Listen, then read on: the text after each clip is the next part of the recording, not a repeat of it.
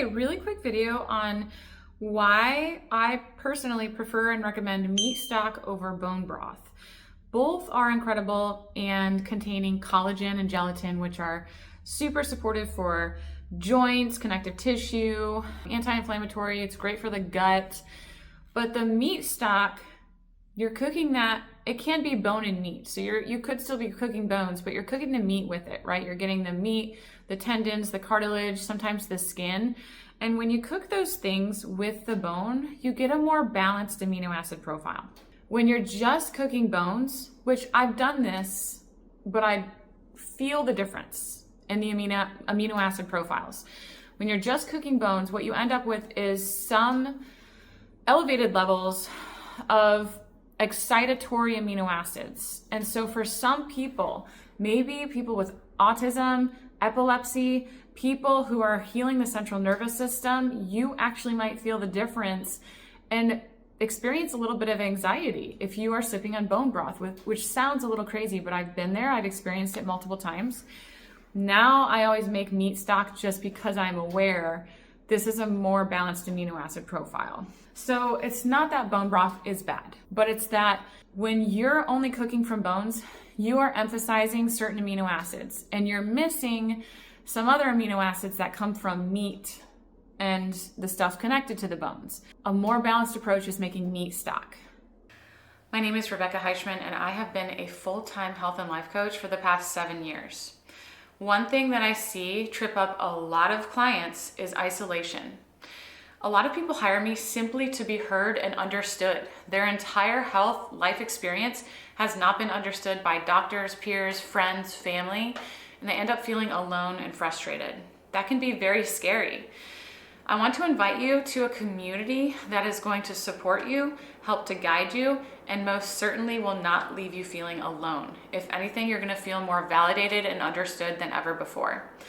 I have the opportunity of being a part of the 90-day challenge with the Steak and Butter Gang. I want to invite you all to this because truthfully, it's the most affordable collaboration I've ever been a part of. The Steak and Butter Gang, I have been partnering with for years, doing lives every month, but I've never been a part of this 90-day challenge. If you check it out, you will see that you will have access to carnivore doctors, Sean Baker, you'll have free carnivore recipes, and then you're a part of this over 20,000 member community of real people walking the walk and living the lifestyle alongside you. Check it out, and I really hope to see you there. That's the only difference.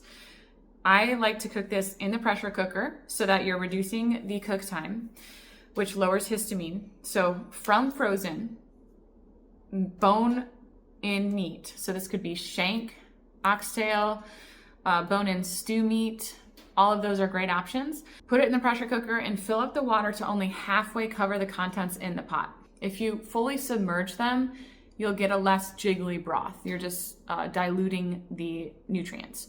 So halfway covering the contents in the pot, put the lid on, seal the valve, and cook it on high for 3 hours. That's my go-to recipe. I do not add herbs, salt, anything. It is delicious and flavorful if you're using a good quality meat. I love using billy meats, shank and bone-in stew meat.